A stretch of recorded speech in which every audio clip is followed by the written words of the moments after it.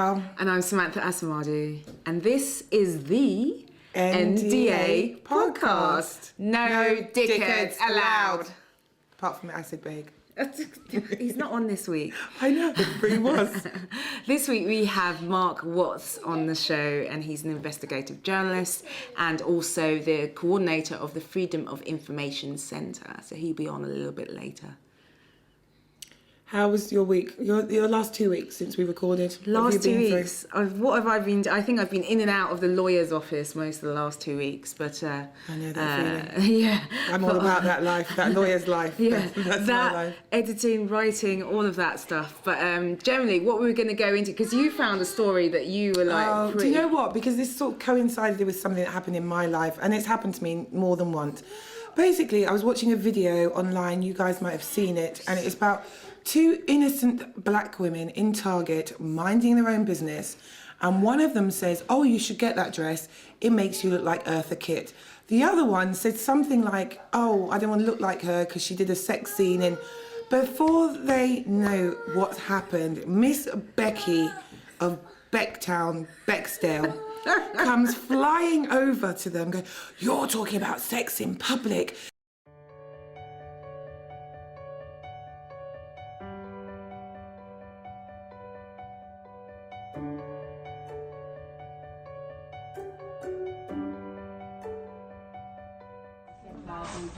We were having a conversation. And if we were having a conversation. What did we say? it's gonna be on Twitter, y'all don't stop. Exactly. What did we say? I'll just say Please repeat what we What did said. we say? you were talking about sex in public. What exactly did we say? What exactly did we say? Because that's how you asked me. What exactly did Are we you having say? sex in public? I mean, that's what you're. That's what you screamed out loud. I said, that you are were you- having sex in public. No, That I is said, not what are we said. Where is your hearing aid today, honey?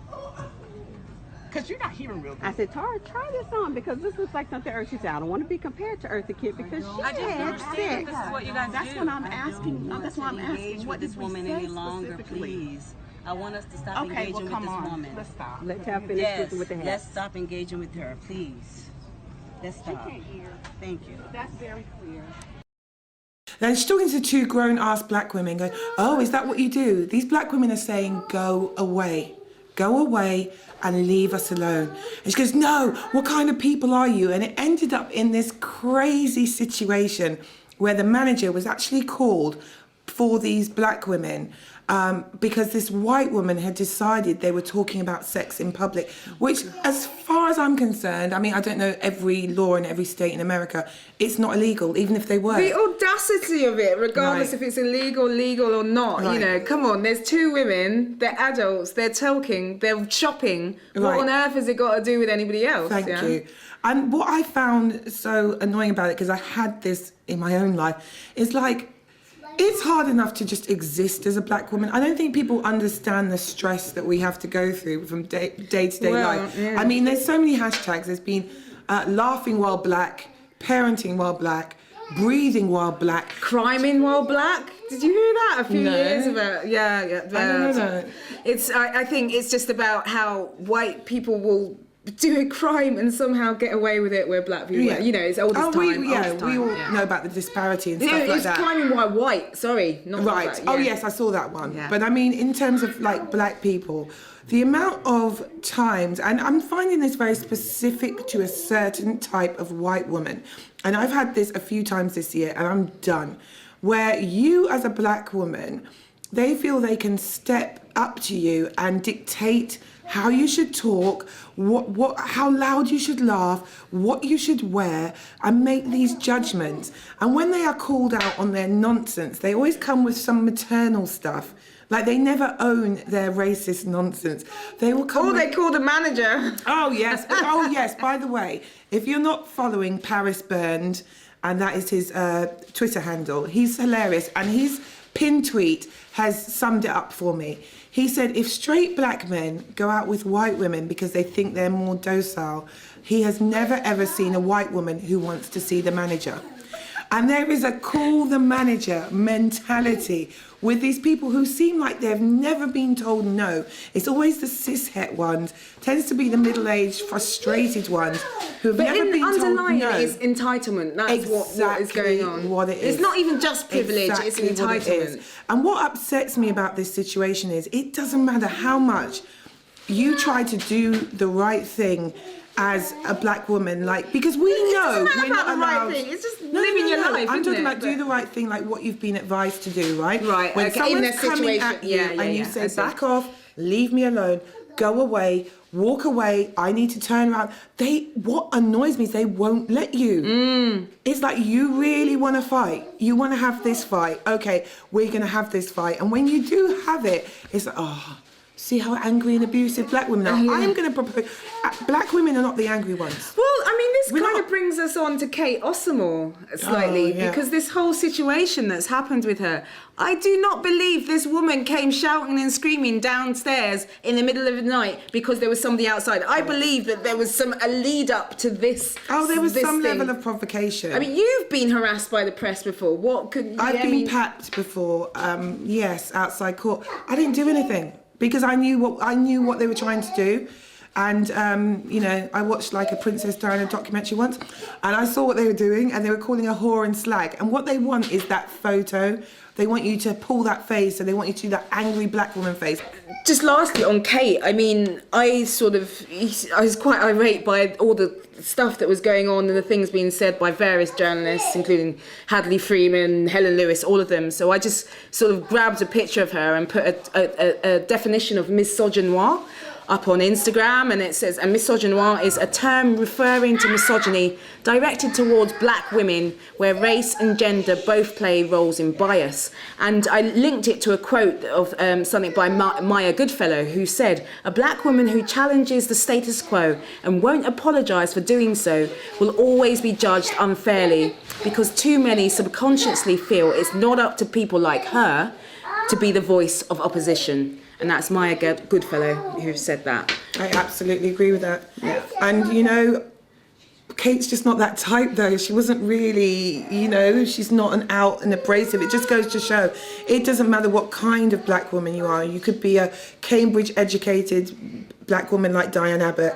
You could be a woman like Gina Miller, who is she's a lawyer, right? Yeah. Isn't she? Or like me, Or I'm you from a could be council estate, like we're here her, now. or you could be like me, just a gobshite comedian. And we all get the same treatment. So then you have to say it's not about your personality type, as people try to claim. It's just the fact you're a black woman. And as Marcus loves to say, who is the editor-in-chief of Writers of Colour, just say you hate black women and go. Mm-hmm.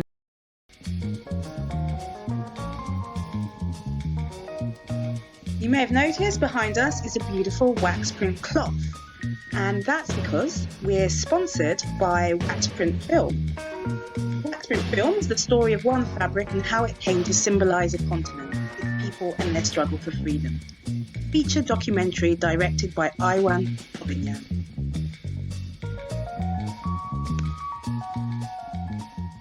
Today we have with us Mark Watts. Hi. Hi. Hello. Hello. How are you? It's pretty good. Tell us a little bit about yourself, your background, because... So I'm a journalist. I also run something called the FOIA Centre, which is a specialist research company, FOIA standing for Freedom of Information Act.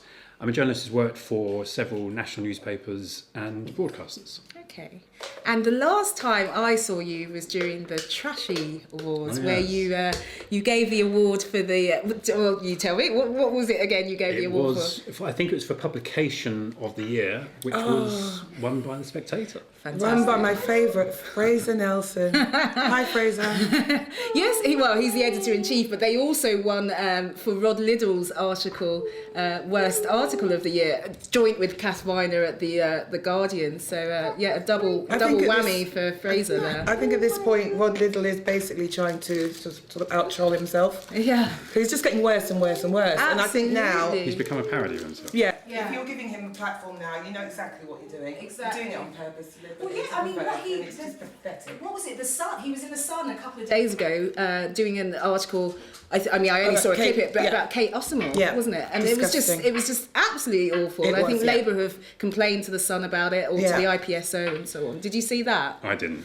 I managed to miss that. Well, I mean, Kate has got her issues that's going on, but I think his last line was she only got as successful as she was because of the colour of her skin. Yeah. And I'm thinking the only reason you're in this paper is because of the colour of your skin, skin, and you're able to exactly. get away with it and write Yeah. these columns over and over again, and they're not very different from each other. No, they're There's just racism, incredibly xenophobia, incredibly transphobia. boring. Yeah.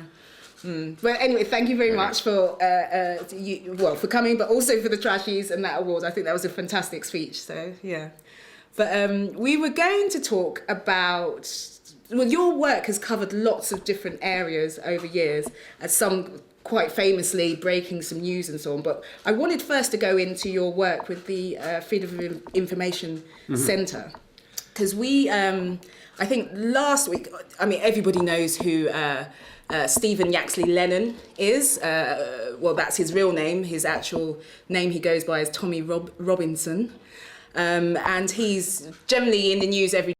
There was a woman on Twitter who is called Dr. Louise Raw. Oh, I know Louise. You know her? Yeah, Really? I did, Okay. yeah. All right, She's let's not festival. libel her in that case. Oh no, we're not going to. Sorry, I'm just going to read out her tweets because she is in the act of trying to find out some information. Oh, is she? And she's doing well, through that she's doing it under the Freedom of Information Act. So she said, okay, I'm about to tweet in full City of London's refusal to give me the Tommy Robinson rally information under the Freedom of Information Act.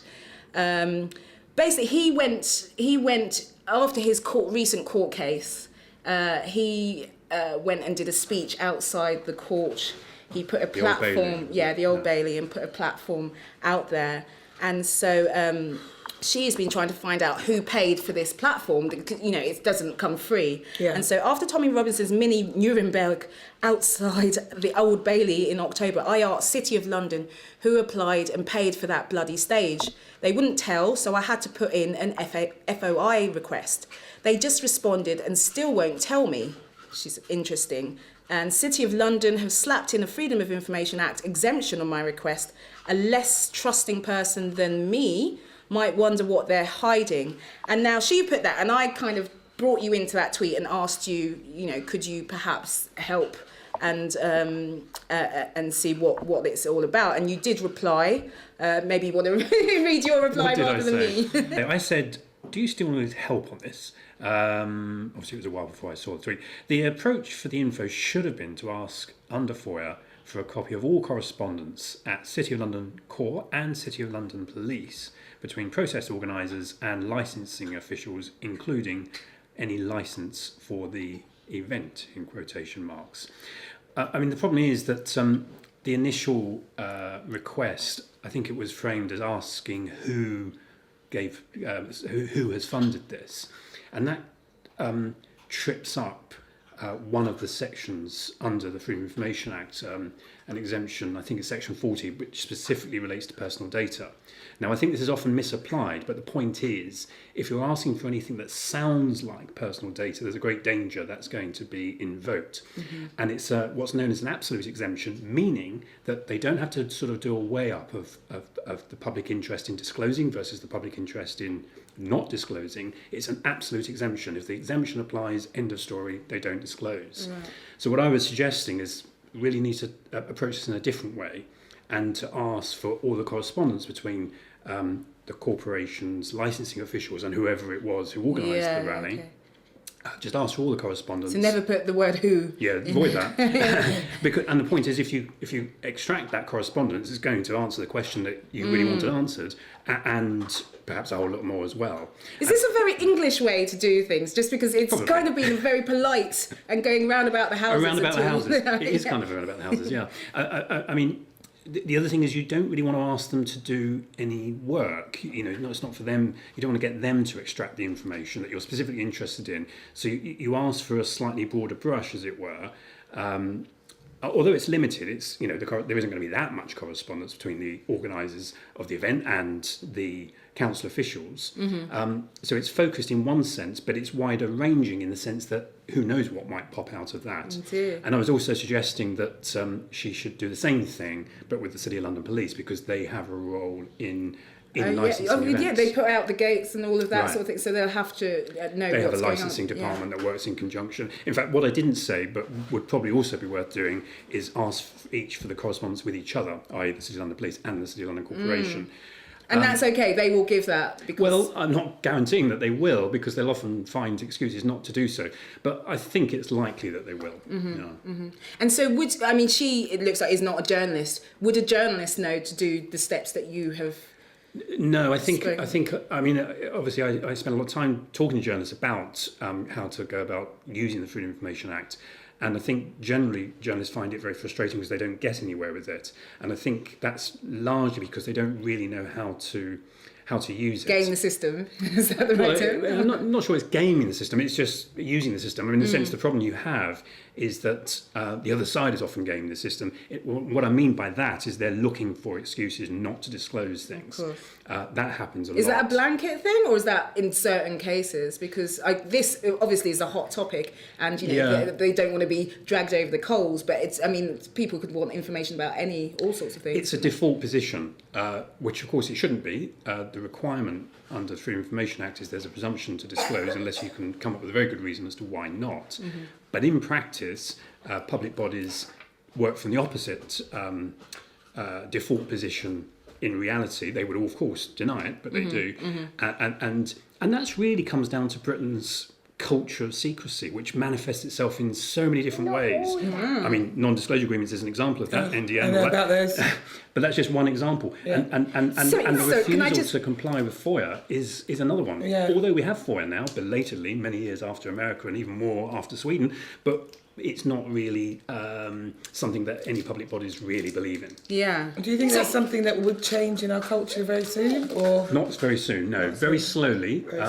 I mean, the Freedom of Information Act was introduced. It became law in this country in 2000 under the Tony Blair government, and Tony Blair described it astonishingly as the biggest mistake he had ever made. Not going and bombing the hell out of Iraq. That was a minor. Not changing Labour into the Tory party. But it was introducing the Freedom of Information Act. How stupid could I have been? He knows what he's done, and people probably using it on him. So, but so you use the term culture of secrecy, and that's a British thing. That's a big thing to say. And that probably covers a lot, because culture covers a lot. So can you say a little bit more about that? Well, it manifests itself in lots of different ways. So Whitehall, lives in secrecy. It feels it's necessary to do its business. It's Whitehall in the sense of like maybe the central government departments. Yeah, okay. Central government departments. But it manifests itself in local authorities. The other big area is the court system, in all sorts of ways. I mean, for example, to do a contrast, the Miami Herald recently did, which I did flag up on Twitter, the Miami Herald did an investigation looking at the prosecution, or rather the non-prosecution of Epstein, Jeffrey Epstein. Yeah, I came across that article as well. And of course he was prosecuted, but what they found by rooting around court documents and police files and all the rest of it, which they were able to do in the American system, is they were able to find that they basically didn't prosecute him for a whole lot of other stuff, although they did prosecute some things. Right. Now, because they had more evidence against him in some things. Because I'm assuming they would like to prosecute him for everything. But I mean, it's the same with the Hollywood producer. They were only able to prosecute him on Harvey Weinstein on certain things. But why? Yeah, so what they were able to find is that essentially there was a kind of prosecution deal done, but by looking at the files, it raised enormous questions as to why they had sort of left some things, as we would say over here, on file. Now, the reason I picked that up is that has happened here. Yeah. And of course, for obvious reasons, I can't specify which case, but I know of a case where that has happened here, where someone's been prosecuted, but a whole lot of other stuff was left on file. Now, I couldn't do the equivalent investigation that the Miami Herald did in the States because of the lack of open access that we have, particularly in the court system and surrounding police investigations. Yeah. You just can't do the equivalent. And so what did the Miami Herald come to? Was it a matter of the because I think it's Attorney General there, they decided not to, or the local police, or the prosecutor? Where was the issue? I think it was the state Attorney General, so this is Florida. And this is somebody who's since been hired by Trump, funnily enough, as what is it? He's in the cabinet. He has a ministerial post. He might be Labour Secretary, but I'd have to double check that. Okay. I've forgotten his name, but he was the district attorney in Florida who was responsible for the decisions on the prosecutions and non-prosecutions in the Epstein case, and he's since gone to even dizzier heights, as it were. Well, I heard. Sorry, I was just going to say, you have all these men upholding stuff because they know what they're doing themselves, and that's what's really annoying about it. You know. But I know with Epstein that he did go to prison, but it was pretty much an open prison where he was able to go and work in his office during the day. Was that part of the AG's deal, or? Yeah, the outcome was he got a much lighter sentence than he would have done if they'd gone for the other stuff as well. Right. Okay. And so but you think there's corresponding cases that could have been prosecuted here? There's a specific case I'm aware of, which I'm aware of from police sources, who would no doubt be done under the Official Secrets Act if they were found out, as it were. At least they would be threatened with that. Whether it happens is another matter. But you can't do the same rooting around. I mean, I as a British journalist have quite often found myself in the States rooting around courthouses, in their files, or the Congress, because you can so easily access material. If you know what you're doing, you can easily access material which might shed light on stuff that's going on over here as well. Oh, really? But you can't do the equivalent here. Right. And so you mentioned the Official Secrets Act. Is that something you've knocked heads with before? I had to sign that. You had to sign it? When I was a prison officer, yeah. Okay, yeah. God, we've not talked about your time as a prison officer on the show yet, have we? No. But you had to sign an Official Secrets Act. And this is why. No, I was thinking I'd be on the other side of the bars if she didn't behave herself. So yes, I've had to sign it, yeah. Right, okay. And it's quite interesting because we can really talk about other members of staff, but we're not really allowed to talk about the inmates. Right. You can't specify. So it's quite interesting when I started doing comedy and started talking about my time in the prison service, what I was and wasn't allowed to actually reveal and say.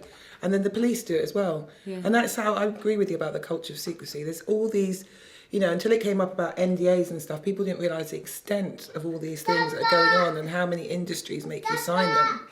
Yeah. It's just, It's worth saying on the Official Secrets Act that it's often used as a threat to particularly former police officers and Whitehall, ex-Whitehall people as well. But often the threat is much larger than reality. I mean, what is, because I've got one of those gagging orders against me now. I mean, what is the actual penalty for breaking it? Well, the Official Secrets, that's a slightly different thing. But I mean, you can go to jail for breaching Section 1 or 2, and one relates to being the official or ex-official who's giving away a secret, and the other section relates to the journalist receiving it. So you can both end up in jail.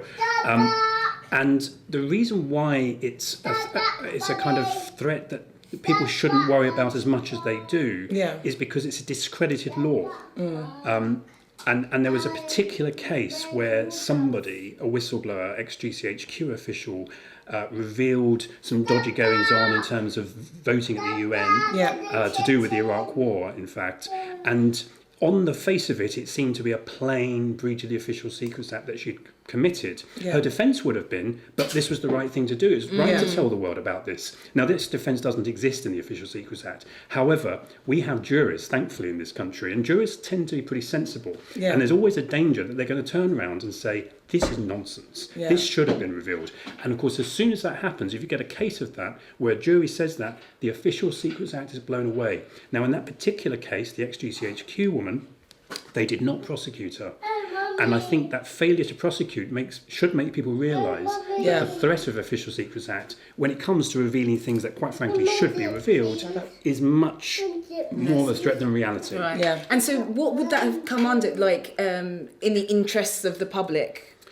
Or what? Well, the Official Secrets Act it doesn't weigh that up. It's simply but you're saying this GCHQ woman, she revealed this and they didn't prosecute, and that was based on what the jurors decided. But what was their we don't know why they didn't prosecute, but my view is that it was obvious because they thought they were going to lose, and if they lost, then that would have completely blown apart the Official Secrets Act. Right. They would never been able to use it again, and they need it desperately to be in place because they need people to shut up, people who we need to talk.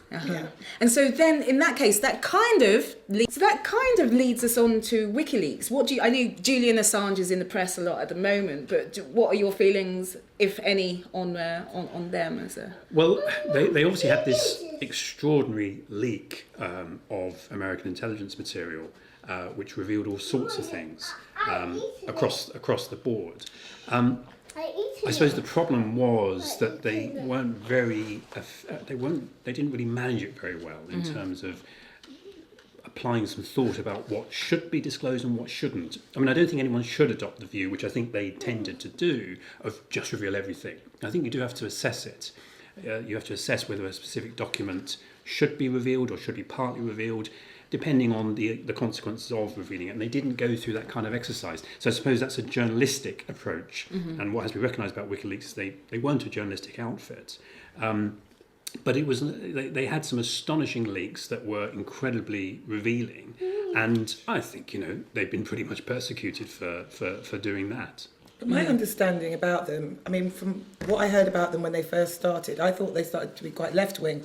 And everything I hear about them now sounds quite right-wing. Yeah, actually. Like their politics seem to have changed. And I don't know yeah, if it it's was the people revealed behind their it. DMs with one of Trump's sons and all sorts of things. Like they were instrumental in helping bring Hillary Clinton down, weren't they? But when they first started, it was about... She helped herself. Well, yeah, but then Trump I'm not saying was that she's... a juggernaut. Yeah. But yeah, the things they seem to be signing up for now and involved in... Well, they don't seemed to seem get a very load nice. of leaks, didn't they, to do with Hillary Clinton's emails. And there are big questions about where that came from. Yeah. And I think, again, using the journalistic mind, you do have to ask yourself, where does information come from? Yeah. What's the motivation behind it being supplied? Yeah. And in the same ways, they didn't really assess on that original leak whether or not stuff should be disclosed. Yeah. There wasn't that kind of assessment on where's this information coming from, and is it, can we take it seriously? Should we be telling the world about it? And that's a shame, because then they had a lot of cables to do with Saudi Arabia and I think around Yemen and the Middle East, which were, they came out and there was a big fuss for about 5 hours and then that was it. And I think that was a real shame, because I'd like to know a little bit more about, say, the ins and outs of Saudi Arabia's regime, or I hate that word across the board, but so it's a shame they kind of lost their great reputation initially, because I think That's attention spans. I don't know what's wrong with people. Like, we've got a government that's in contempt and no one's really doing it. Like, it's people historic, just seem to go, isn't it? oh wow, we'll talk about that for a couple of days and it just go. I mean, that does happen. That's obviously frequently a problem. But I think, again, they made a big mistake because they sort of just dumped everything to the world at large, all in one go, unprocessed, unanalysed. And although that, barring the point about assessing what should have been held back for security reasons, by security I mean security, people's safety, by putting everything out in one go, people didn't really know which way to look. Yeah, and I guess journalists are busy and so. So do you think their heyday was when they were working with Glenn Greenwald and so on in The Guardian? Well, I think the big thing really was that initial tranche they had, out of it was the cables, the diplomatic cables, which they got all in one go. I mean, there were a lot of insights in there. There's no doubt. And since then, we've had things like the big leak of the so-called Paradise Papers, which gave a real insight into Paradise or Panama? Paradise. Both, one after the other, Panama and then Paradise, as it were, which both made major revelations of the offshore world, which is something I've bumped into as a journalist. And we have a big culture of secrecy here, which is only matched by the culture of secrecy in the offshore jurisdictions, which, by the way, we, the Brits, are specialists in. Oh, it's really our shadow empire. Even we've got the Queen. The Queen was in there. There was Emma, who is it? The actress. Thompson. No, not Thompson, the younger one. Emma Watts. Is it Watts? Watson. Emma Watson. She was in the Panama Papers, but she's thriving. Obviously, the Queen isn't going anywhere. But there was a lot of men. Sorry, I've picked out 2 women, but that kind of blew over. I think what lot of are the time things it's that people don't blow say over? Accountants though that do this stuff, and they go, well, I didn't know. Yeah, but you've got to give the go ahead, like with lawyers as well. They don't act if without your permission. So. I mean, in a way, I think a lot of times they do stuff and you just sign it, especially if you're an actress like Emma Watson. Well, the focus with these revelations often were about the celebrities, but of course, celebrities don't matter that much. Let's face it. What really matters in the offshore world are the corporations who are using the offshore jurisdictions to avoid tax. Avoid tax in the UK and the US and Western Europe and so on. Okay, and so how?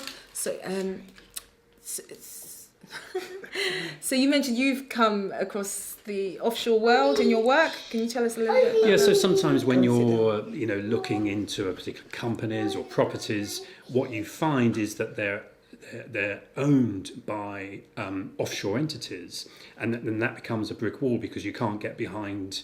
I mean, you generally can't get behind who owns them. And there has been some discussion in this country about making that more open by forcing companies to declare who their actual end owners are, not who the front end owners are. So quite often if you look at a company, you'll see it's owned by some trust in the Bahamas or the BVI or Jersey or what have you. And even if you go to those jurisdictions, you can't then see, well, who owns that? So, I mean, there are endless examples like this, particularly in Britain, of where the shutters come down. Okay, and so I mentioned, you mentioned at the beginning you've done a lot of work over different years, but do you think it was the Rupert Murdoch disclosures that kind of made your career, if it's made or not? I mean, tell us. I don't know about that, but we had some fun with that. So this goes back to X-Ray, which was the investigative website, which I ran for 5 years, which ran from 2012 to 2016, I think I'm right in saying. And one of our early big stories was we'd got hold of a secret recording of a meeting between Rupert Murdoch and a group of his Sun journalists. In fact, there were quite a few recordings of that meeting, and we managed to get access to that, to hear it, get a transcript.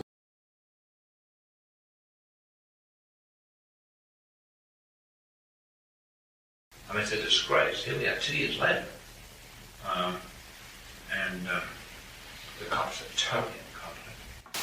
But I mean, the idea that the cops have something come in and kick you out of bed and your families at 6 in the morning, it's unbelievable. Why are the police behaving in this way? It's the biggest inquiry ever. Well, it's next to nothing. And now they're arresting their own who never even took money. What they do, what they did to you, and how they treated people. So, well, a couple of you come in for a cup of tea and $4, and then you guys got thrown out of bed by gangs, cops at 15 at 6 in the morning. I'm just sure. So what this was about was a lot of Sun journalists had been arrested over allegations that they'd been paying officials for information for stories. And this was running in conjunction with phone hacking, but the specific issue was about paying officials rather than the phone hacking. And basically Rupert Murdoch was talking to them about that, and there were a whole series of revelations that came out of this secret recording. We initially did it at X-Ray with Channel 4 News. The story went around the world because obviously Murdoch's an international figure, and it gave us a real insight into kind of how he operates, how he thinks, and it was very embarrassing for him. It did spark, there was already an investigation, obviously, a police investigation going on into allegations of basically bribery, which resulted in prosecutions which basically did not succeed in convicting any journalists, although they did convict some of the officials.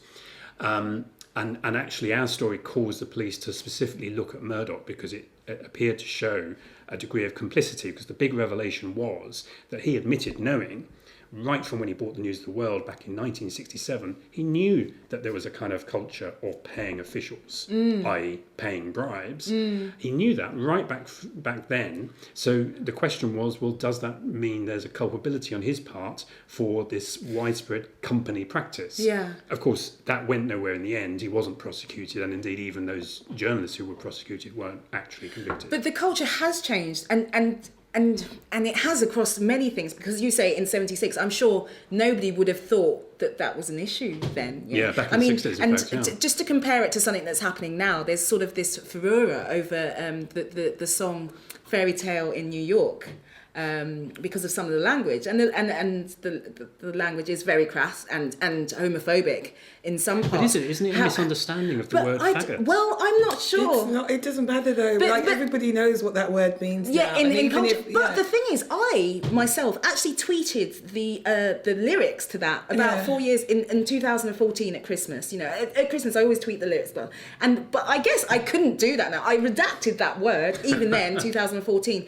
But then nobody had an issue with me doing that at the time. Everybody's, oh, isn't it nice? They're tweeting this language. But now, if I did that, I would get a Twitter storm against me. So that is a culture change just in 4 years. So from 76 to 2000, whenever you revealed it, 2012, 13, that's a long time for the culture to change. So maybe he wasn't culpable. I don't know. What do you think? Yeah, I mean, my personal view is that it's an Irish slang word that he's using. I know people have use the word in a different way since. Language does change, that's true. All I can say on it is I'd much rather listen to that at Christmas than another Cliff Richard song. Yeah, that's true. Sorry, go ahead. No, I don't know. I just think you just have to listen to what gay people are saying on this, and that word is very triggering for some people, and that is the last word some people hear before they die, and I just don't see what's a big deal. And when you actually listen to that song, it really does jump out at you. It's horrible. Well, it does, but why wasn't that an issue in 2014, but it is in 2018? That's what I'm trying to get I think it was an issue. It always was. It's just that we've got social media now. We can now hear these ideas and they get bounced around. I don't like it.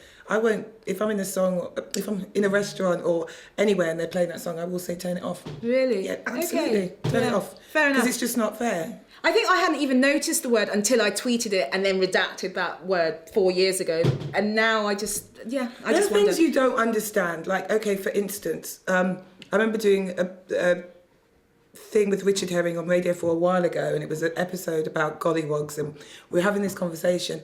And this whole argument came up that years ago it was absolutely fine, they were toys and stuff, but like you said, whenever it changes, you have to respect that. Yeah. And it was only when I was doing that episode, and for some reason the expression, Jap's eye came up.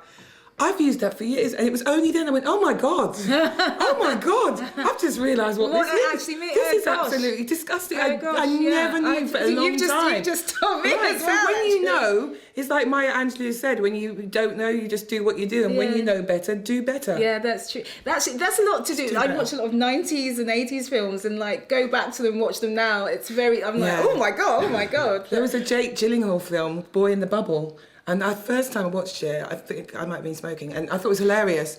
And I watched it, I was like, oh my God, that film's coming on. I watched it, I was like, oh my God, this is one of the worst things I've ever seen. What was I looking at the last time? I don't think there was one set of people that they didn't offend. Like, it was horrific. It was absolutely horrific. And I was like, oh my goodness. Yeah. So we're also, we were talking about Rupert Murdoch, and I want to know, do you think he's culpable in 76 as he is culpable in 2012 about knowing that his journalists or any journalists are paying politicians or any officials, police, etc.? Well, as I say, what we knew was that he had some level of awareness back in the 60s, going back as far as the 60s.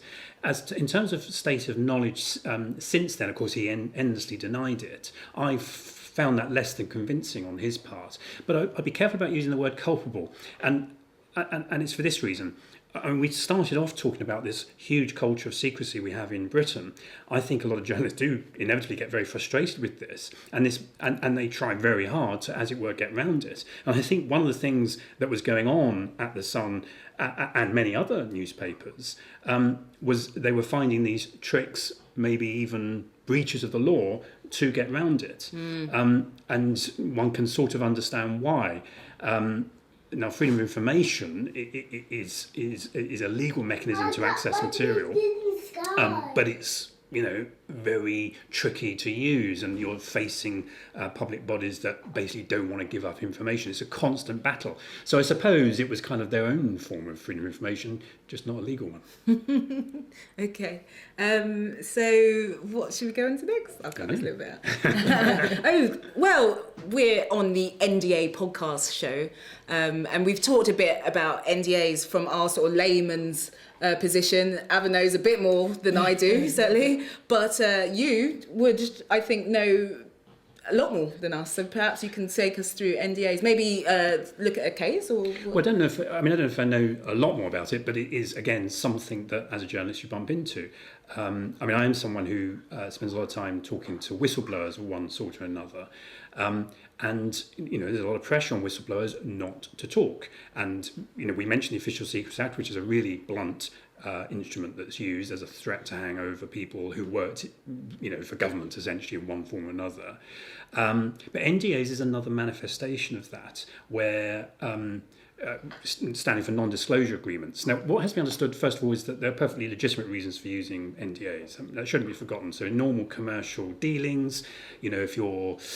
I've had this where people have approached me with an idea, a proposition, perhaps for a new publication. And indeed, when Extra started, this was an example of this. People might come to you and say, I've got this idea, but I need you to sign an NDA first in order to stop you just nicking the idea of doing and I'm in that sort of thing with the book I'm doing, actually. Right. But yeah. This is perfectly fine. This is a perfectly legitimate way of using NDAs.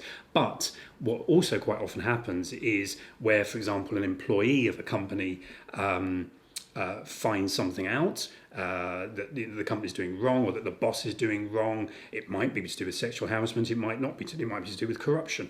And often what ends up happening is they come to a settlement when they leave, and the key element of that settlement, from the employer's point of view, is signing the NDA. Do not talk about what you know. This bad thing that we're doing. And when you say settlement, you mean there's money involved at that point? There is money that's involved, right. Invariably, because that's what the So employee... they're paying people money to keep silent, basically? That's basically right. And that is legal? It is legal. What, again, is often misunderstood is that doesn't stop anyone going to... it would be illegal if it tried to stop anyone going to the authorities or the police. So if it's a criminal matter, you're still allowed to do that. But of course, in terms of, say, talking to the press, it often precludes them from that. So sometimes when you're talking to whistleblowers, for all sorts of reasons, it's very important that they remain confidential. And so it's important, you kind of find yourself almost sort of training them into how to act so that they don't leave a trail by which they can be caught as a source. Oh, well, there's been the big case about that. The reality winner with The Intercept. Do you know about that? Oh gosh, I don't know. She's a left-wing sort of person who worked for the government in America, and she sent some information to The Intercept, which they followed up, but somehow didn't really kind of cover their tracks enough that she was confidential. But she also didn't cover her tracks on her end, and she's been arrested and she's been in jail since then. Did she email them from work? Well, there's that. There's all sorts of stuff. There's printing which had identification, and it was a shame on both parts. But it's the biggest shame for her because she's in prison. There is a campaign to try and get her out. But I must say I didn't know about that case. But it's horrifying. And quite often when sources do come forward, you find yourself as a journalist just talking them through about what they've done and what they're going to do to try to help them protect themselves. Because of course, yes, you have a responsibility as a journalist not to identify them, obviously, and that doesn't just mean not naming them. It means giving any clues about who they are. But your responsibility actually goes further than that, because often people don't really understand what they're dealing with. And I've found over the years with whistleblowers that it can often be a really traumatizing effect. It's life-changing for them in terms of, of course it means they've left their employer, they've lost their job in one way or the other, but its ramifications can be much wider than that for them. And that they're often in a traumatized state, while at the same time wanting to expose some example of wrongdoing. Yeah. So you kind of have to help them. They're being brave just coming to you. So getting them over that hurdle. I started off talking about the culture of secrecy. This is another manifestation. We have this culture in this country of despising the snitch. That very word, the idea of snitching. Well, hang on. If you're exposing corruption, for example, you're working for a defence company which is paying bribes to secure a contract, which of course goes on, then that's not snitching. That is revealing something that should be revealed. It may be that you should be revealing it to the authorities, although we keep seeing examples where the authorities don't seem all that interested in rooting that out. So your next course really is to journalists, and they have to be very careful, because they may, just as an example, even though they're in the defence industry, they may have found themselves signing the Official Secrets Act, so that can be used as a threat against them. They might have their employer come after them for breaking their NDA, and of course it might cause them enormous problems in trying to find other work if they're known as the person who blew the whistle. A guy who works in banking and compliance that blew the whistle. Oh, really? And can't work again. Really? Never really thought about that. But everybody knows. Yeah. And so They have the sorry. Can we think of an example of a whistleblower that has been revealed, that has been, you know, has been given the plaudits they should have? I think it's happened in the States, but I don't think it's happened here. No. Right. If the best it goes for a whistleblower over here is that no one ever knows about them. Yeah. They know about what they've exposed. They don't know about them. And I mean, in my working life, there were so many whistleblowers I've dealt with, and no one knows who they are. Oh, wow. So they've, in a sense, if this is the right way of putting it, they've got away with it. Yeah. And yet they've managed to reveal something, expose something they wanted to expose. So that counts as a I wonder if that's actually stymiing our film industry, because when there is a whistleblower who is revealed in America, quite often there's a film made about them. Right. You know, I think there was one on the tobacco industry. That's There's right. been various things. The Brokovich, wasn't she? She's another one, and the Edward Snowden thing. So it's a culture of England or Britain. Compared to, but it starts when you're young. Generally. It starts at school and stuff. It's you're always encouraged to keep your mouth shut and not to be a snitch and not to be a telltale. And what happens to you? I mean, when we were at school, if anyone snitched, they were sent to Coventry. If you're at boarding school, but that's sent different to from a corporate. corporate. No, but I'm saying it's drilled into you from when you're younger. Yeah, Do you know what I mean? I mean, even in the prisons, like if you're a snitch in prison, you might as well just get rid of yourself or chuck hot water in your own face because you know it's coming. Wow. Because it's just that, and I hate it. I really hate it. And we have a thing in Caribbean culture as well about not informing. And I hate all of it because I just think it just keeps so many people down and keeps so many people in power, actually. And half the people who are abiding by these rules are actually inadvertently oppressing themselves. Yeah. And it's annoying to me because it's across the board. It's like, I remember being younger and sometimes the Caribbean community, if there was a guy and he was beating up women or stuff, it's like, you can't say anything. Are you an informer? Are you going to go to the police? Do you know what I mean? And it's just like, so we're actually selling out But that's ourselves. interconnected to how the police work as well, because they will come down on a black male harder than they would on somebody else or in a different way. So I understand. So I not don't that I care, understand though. or I don't really care condone. when it No, comes to that, exactly. yeah. When there's Like- violence against women or violence against anybody, then you inform and you make sure that Well, stops that's happening. the thing. It's like if you know that, then just. And you're a black man and you know that, just don't beat up your woman. then. Because you know. Pick up something you said earlier. You said that this is ingrained into even children. I think that's true. And we are now slowly, not surely, but slowly exposing this kind of legacy we have in this country, and it's not just this country, of child sexual abuse in institutions left, right and centre, in this country and elsewhere. And if you instill in children the idea that they shouldn't speak up, well, this is obviously a massive. You need to do the precise opposite. You need to encourage children to talk. Now, I'm not saying that's going to solve everything by any means, but it's one. But I think that's what millennials are doing in terms of talking about their feelings, talking about how they feel, and they're getting a lot of crap for it and being called snowflakes and this and that and the other. But I mean, I had a headmaster at my prep school who was a pedo, and he was. Was he convicted? Did he actually get convicted? He was in all the papers and stuff. Oh, wow. He was an absolute idiot. But his whole thing was, like you said, it was like, you don't tell anyone anything. And I remember once he just like had me in his study, like, so if you got the wax at school, right, I may or may not make it, but if you got the wax at school, right, you're not supposed to have your knickers or anything taken down. And he did that to me, and he was like, and you don't tell anyone. I was like, oh, hell no, I'm telling everyone. I ran straight in the corridor and went, guess what he just did? Oh, my God. And then I ended up expelled not long afterwards. Oh, but there was a real thing in that whole school, like, you do not snitch, you do not say anything. And it leaves people terrified. Was it a And I think Catholic it's school changing. or religious in any way? Yeah, it was C of E, I think, that one. Right. Because there was a great documentary on Netflix called The Keepers, which was about predatory priests and a whole school of girls that they kind of, groomed and abused. So you've done quite a lot of work in the area of child sexual abuse, and was that with Exaro or what? It was initially, yeah. So at Exaro we really led the reporting on problems surrounding institutional abuse by very powerful people. Now there's been a hell of a backlash on that, but I suppose before the backlash happened, it did cause the inquiry to be ordered by... Backlash from who, sorry?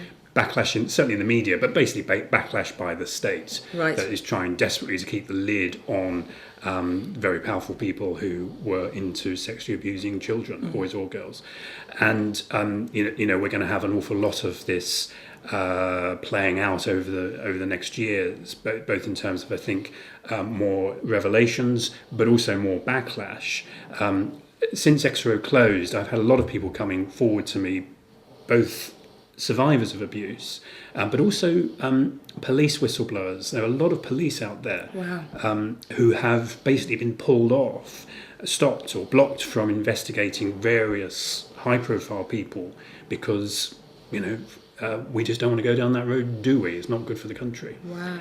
And I mean, this, in a sense, this all ties up because this is all about our culture of secrecy, and our culture of secrecy hides some really, really dreadful things. Yeah, and they had the thing in Belgium, didn't they, as well, where where they just had enough of it. And if you see the amount of people that went out into the streets protesting, and it was all crushed because of who's connected. To go back, involved. I don't know about Belgium. Sorry. In Belgium, basically, there was a paedophile that was caught, and when he was going to be sentenced, I can't remember his name. And he was a very powerful figure in the civil service, wasn't it? Yeah, he was. And when they were going to say, right, you're going to go down, he was like, I'm going to take them all with me, basically. And it sounds like a Jed Mercurio script or something. It really was. And the people of Belgium went mad, and they just went out in the streets like, you're not going to abuse our kids, and it was crushed. Wow. It's absolutely crushed. And I think the same happens here a lot. You have all those survivors, don't you, from the children's homes and stuff, where the politicians used to go around meeting all these kids and stuff, and they were just used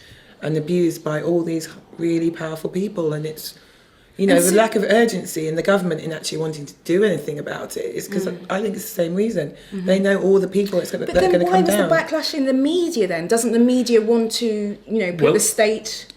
I think one thing you have to understand about the way the media works is it makes a great show of holding powerful institutions to account. But this is all complete mirage. It's just not reality. So you said that there was a backlash, but wouldn't the media want to hold the state to account?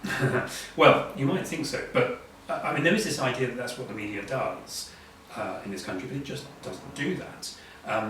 The reality is that the media is manipulated by the state in one form or another, and this goes on at lots of different levels, whether it's just sort of, at a political level, in terms of, briefings and leaks to favoured journalists and so on to set the agenda.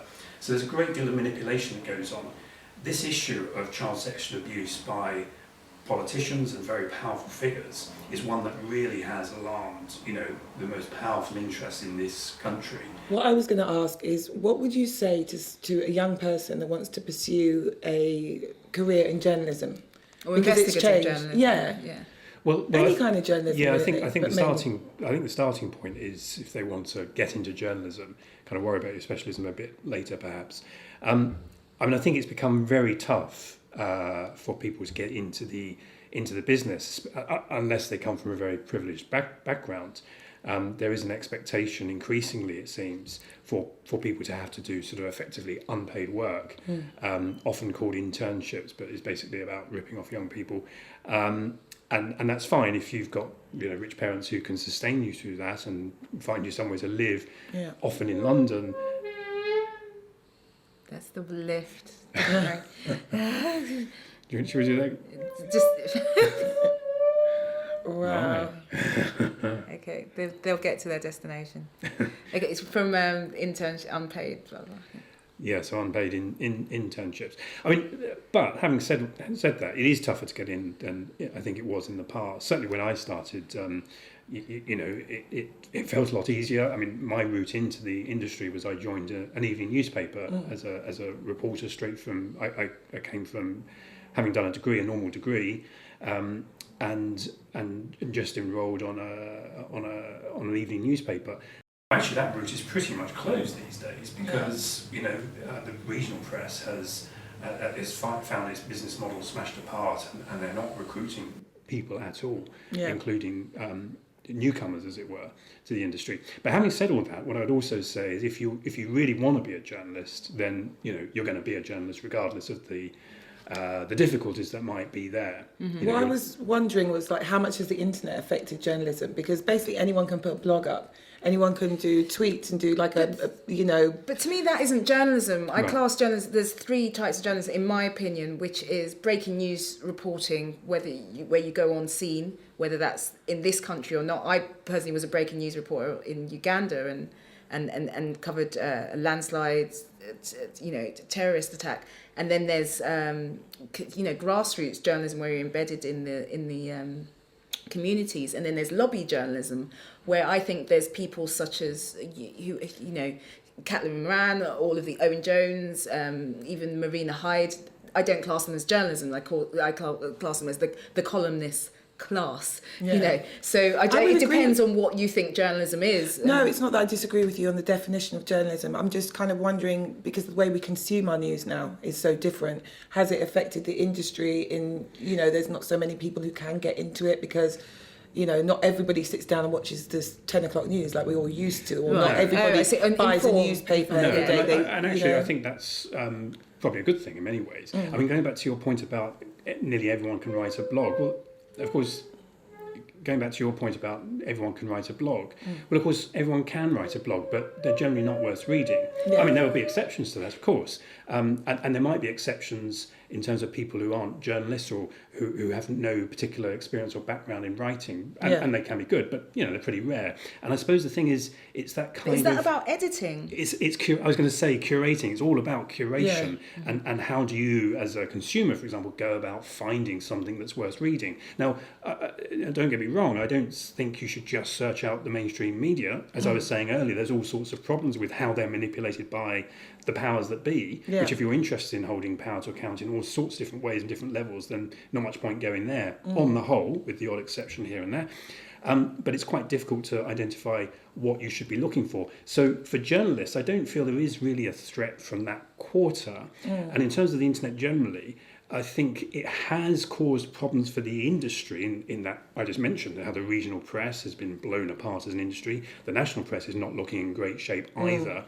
So a lot of the traditional media, as we've known it over the last few decades, is hugely undermined. But on the other side of the coin, you have new opportunities springing up online in one form or another. And Extra was an example of that. It was a totally new publication that was absolutely leading the charge on some big stories that actually caused the mainstream media to follow in our wake. It caused a lot of professional jealousy, inevitably, but because they don't like that. But that we're doing the job that they've been failing to do for so long. Yeah. So is there a lot of bitchiness in journalism? Of course there is. Yeah. I mean, bitchiness is probably not quite the right word, but... Who's your bitterness. nemesis, Mark? Tell us who your nemesis is. There must be... Really? I have a couple. Oh, my couple. She's got more than a couple. I have plenty of Twitter trolls, but they're not worth mentioning. Yeah. Oh, well, yeah, indeed. Mute.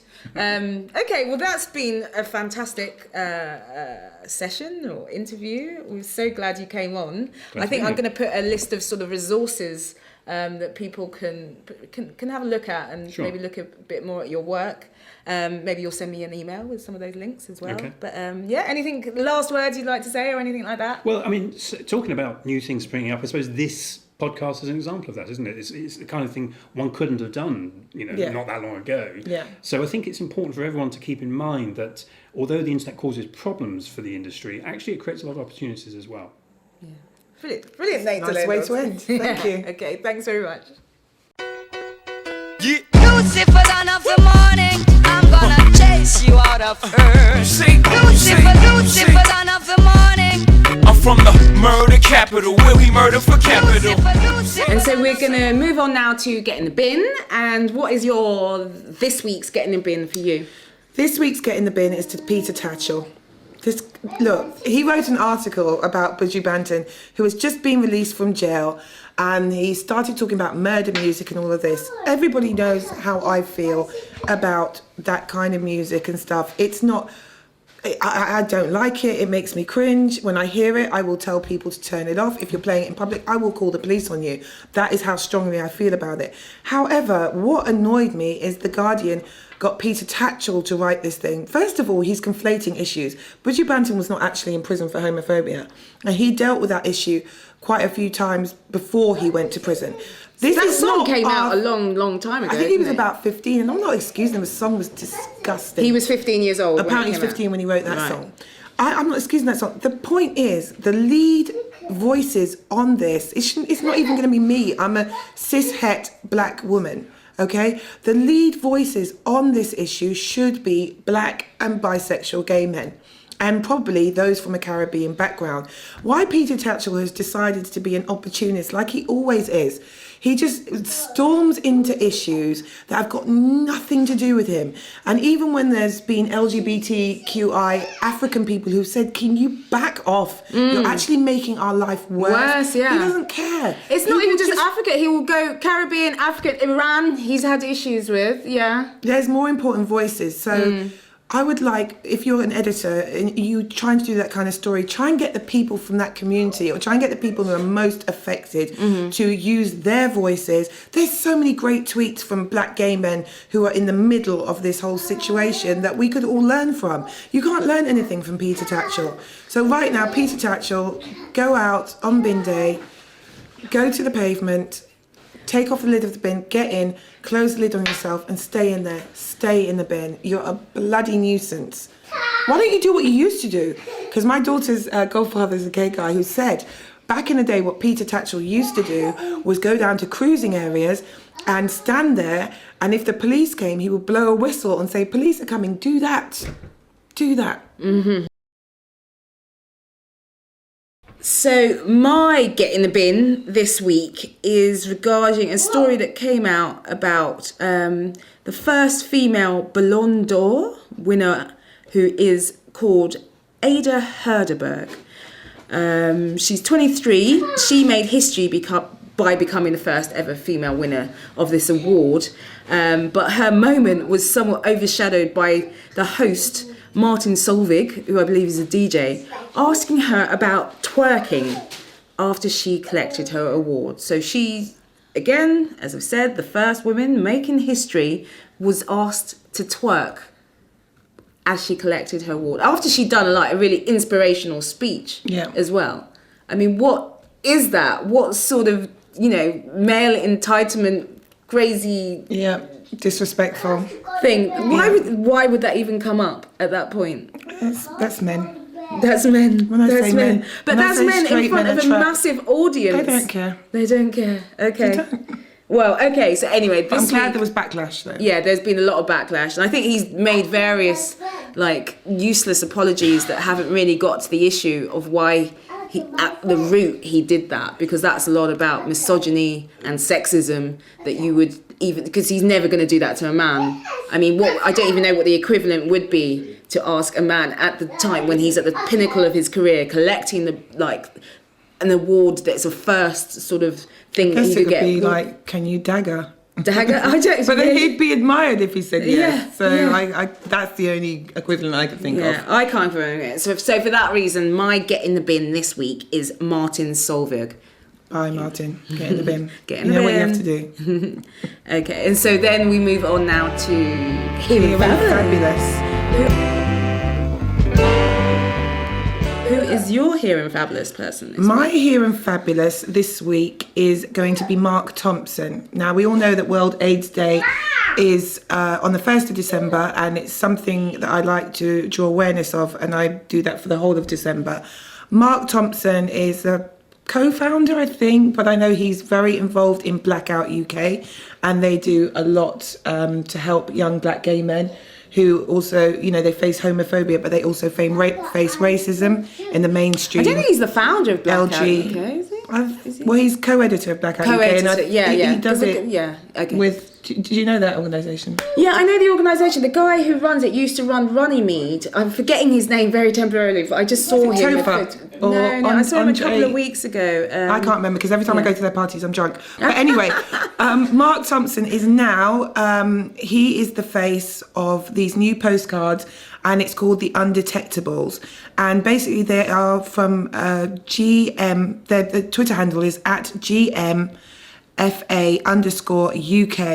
And basically they're trying to raise awareness of the fact that somebody who is HIV positive, they have a viral load, basically. And without treatment, the viral load can be high. with treatment, your viral load can be undetectable. So I think it's really good that they're raising awareness. He also works with Prepsters UK and gives a lot of young black gay and bisexual men information on PrEP treatment. And he's been absolutely amazing, leading force in the black gay community in general, but he really concentrates on helping other young black gay men. So he is here and fabulous. Fantastic. Love you, Mark. Fake Bajan. So my Here and Fabulous this week is Amy Falone. She is the co-founder of Nights Of, which is an independent, commercial, inclusive children's books publisher. And the reason, well, I mean, apart from the fact that is just amazing, because what they do is publish writers of colour who publish books for children, which is so important. But she's at the moment they're doing a crowdfunder to fund some pop-up bookshops for children of colour, basically. But Nights of they're called, publishes commercial children's fiction. They distribute it throughout the UK, Ireland and Europe, and they're about diversity as much as possible, and they want to make sure that the books they publish give windows into worlds, as many worlds as possible, and that's from what's on the page all the way till the sales copy. They were started by Amy Falone, who's my Here and Fabulous, and David Stevens, and their Twitter is @_Nights Of, and they're currently crowdfunding. I think they need £30,000, which is quite a bit, to get these inclusive pop-up shops running. So if you can go to their Twitter, look for their crowdfunder, and help get like books for like Black and Asian and East Asian and just lots of little children who don't get to see themselves reflected in books usually, that'd be great. Amy Falone is my Here and Fabulous this week. Yay! So I guess that's the end. That's the end. Yeah. Of episode 3. Fantastic. So all we have to say is thank you for joining NDA podcast once again. And if you're not following us on Twitter, follow us and tell your friends to follow us. Twitter, Instagram, Facebook, we will iTunes, everywhere. We're iTunes, everywhere. YouTube, we are pretty much everywhere. So yeah, you should follow us and subscribe, please. And we'll see you next time, where we'll have the editor-in-chief of Media Diversified, Marcus Daniel, talking all about Whitney. Yay. I said it with my chest and I don't care who I offend.